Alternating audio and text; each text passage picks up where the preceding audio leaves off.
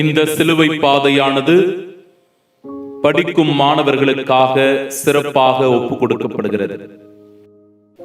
வலிமை பெறு, துணிவுகொள், அஞ்சாதே, அவர்கள் முன் நடுங்காதே, ஏனெனில் உன் கடவுளாகிய ஆண்டவரே உனக்கு முன் செல்பவர். அவர் உன்னை விட்டு விலக மாட்டார், உன்னை கைவிடவும் மாட்டார். இணைச்சட்டம் 31:6. தந்தை, மகன், தூயாவியாரின் பெயராலே ஆமென். மெய்யாகவே அவர் நம் பிணிகளை தாங்கிக் கொண்டார், அவர் நமக்காக நொறுங்குண்டார், அவருடைய காயங்களினால் நாம் குணமடைகின்றோம். ஆண்டவர் இயேசு கிறிஸ்துவின் திருப்பாடுகளில் பங்கேற்க வந்திருக்கிற உங்கள் ஒவ்வொருவரையும் அன்போடு அழைக்கின்றேன். ஆண்டவர் இயேசு கிறிஸ்து நமக்காக பாடுகளை ஏற்றுக்கொண்டார், பாரமான சிலுவையை சுமந்தார், கற்றூணில் கட்டி அடிக்கப்பட்டு சாட்டை அடிகளினாலும் காரி உமிழ்ந்த எச்சிலினாலும் அவமானப்படுத்தப்பட்டார். சிலுவையில் அறையுண்டு இரத்தம் சிந்தி நமக்காக மீட்பை பெற்று தந்த அந்த ஆண்டவர் இயேசு கிறிஸ்துவின் பாடுகளிலும் மரணத்திலும் அவருடைய வெற்றியிலும் பங்கேற்க வந்திருக்கிற உங்கள் ஒவ்வொருவரையும் அன்போடு அழைக்கின்ற இவ்வேளையில், என் அன்பு உள்ளங்களே, ஆண்டவர் இயேசு கிறிஸ்துவிடத்தில் நம்மை முழுவதுமாக ஒப்பு கொடுப்போம். நமது துன்பங்களை, நமது வேதனைகளை, நமது வலிகளை, நமது மனபாரங்களை, சுமைகளை ஆண்டவரிடத்தில் இறக்கி வைப்போம். அதை ஏற்றுக்கொள்வதற்கும் அதை சுமப்பதற்கும் நம் தேவன் ஆண்டவர் இயேசு கிறிஸ்து தயாராக இருக்கிறார். அதன் வழியாய் நம்முடைய உள்ளம் மகிழ்ச்சி பெறுகிறது, நம்முடைய உள்ளத்தில் நிம்மதி கிடைக்கிறது, நாம் ஆனந்தம் கொள்ளுகிறோம், அவரின் அன்பு சாட்சிகளாய் வாழ அழைக்கப்படுகிறோம். இறைவன் தருகிற மீட்பில் பங்கேற்க அவருடைய பாத சுவடுகளில் நாமும் நடப்போம். இந்த திருச்சிலுவை பாதை நம்முடைய வாழ்வின் மீட்பு பாதையாய் மாறுவதாக. ஆமீன். பாவியன் பாவங்களை என் தேவனே பொறுத்தருள்வீரே, தவறிய ஆடு என்னை நல்லாயனே நினைத்தருள்வீரே. இயேசுவே, இயேசுவே. முதல் நிலை, தாங்கும் இதயம். திவ்ய இயேசுவே, உம்மை ஆராதித்து வணங்கி உமக்கு நன்றியறிந்த தோத்திரம் செய்கின்றோம். அது ஏனென்றால் அச்சிஷ்ட பாரமான சிலுவையை சுமந்து கொண்டு இவ்வுலகத்தை மீட்டு ரட்சித்தீர். பொய்க்குற்றம்தான் சுமத்தப்பட்டது, அநியாய தீர்ப்புதான் வழங்கப்பட்டது என்று தெரிந்தும் அவற்றை இயேசு அணுகிய விதம்தான் இன்றைய மாணவர்களுக்கு சிறந்த பாடம். இயேசுவே, நிந்தை அவமானங்களை தாங்கும், அவற்றை துணிவோடு எதிர்கொள்ளும் மனப்பக்குவத்தை தாரும். இரண்டாம் நிலை, படிப்பு சிலுவையா. இயேசுவின் பாரமான சிலுவை படிக்கும் மாணவ மாணவிகளின் சுமைகளுக்கு ஈடாக ஒப்பிடுவதுண்டு.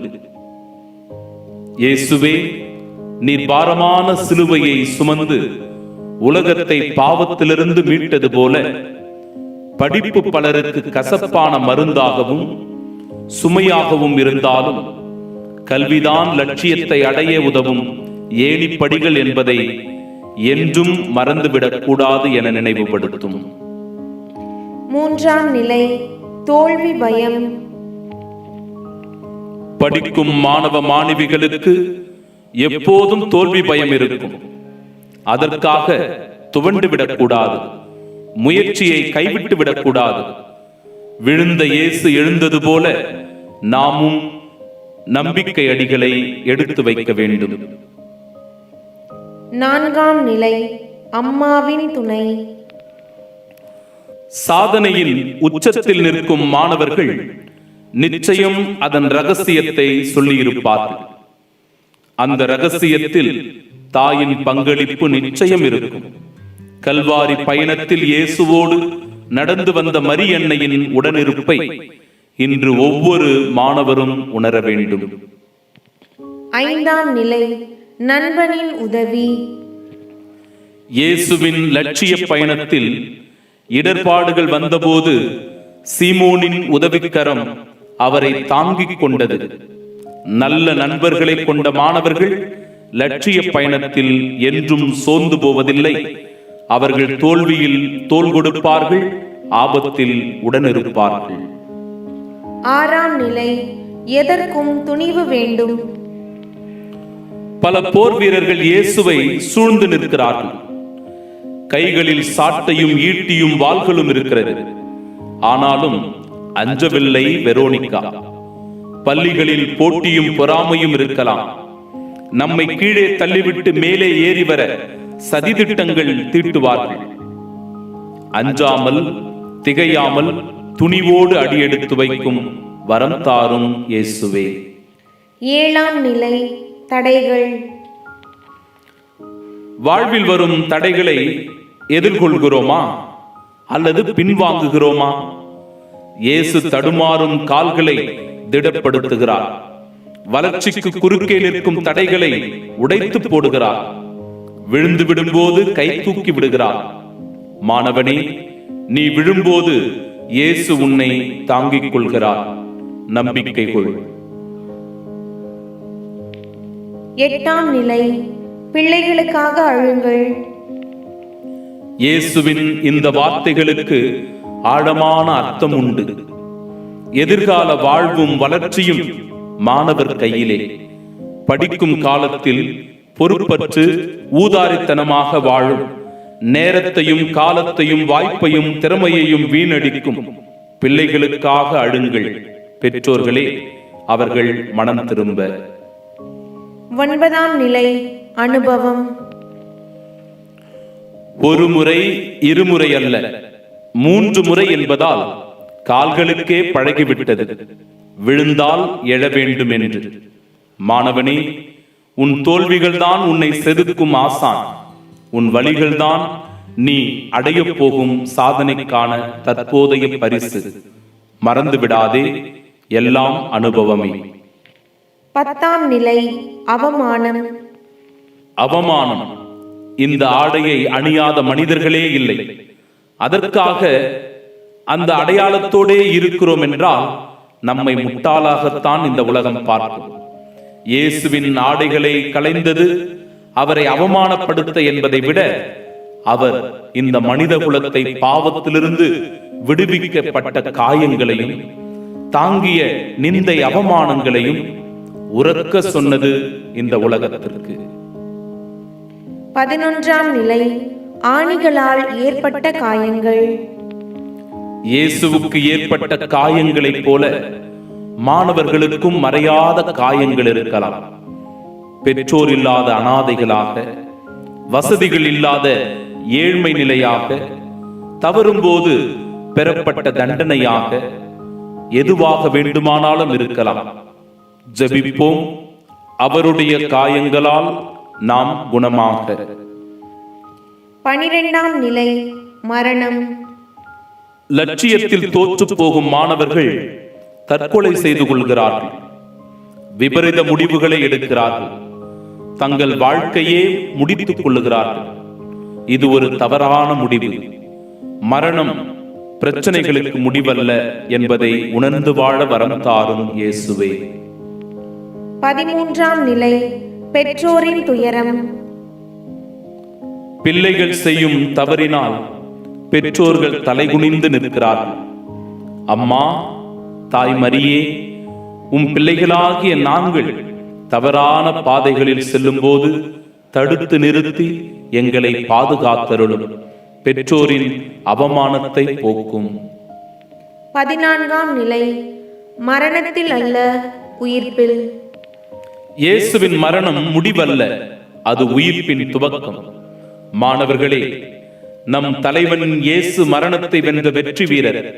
அவரின் பிள்ளைகளாகிய நாம் தோல்வியை கண்டு, துன்பத்தை கண்டு, வலியினை கண்டு பயந்து விடலாமா?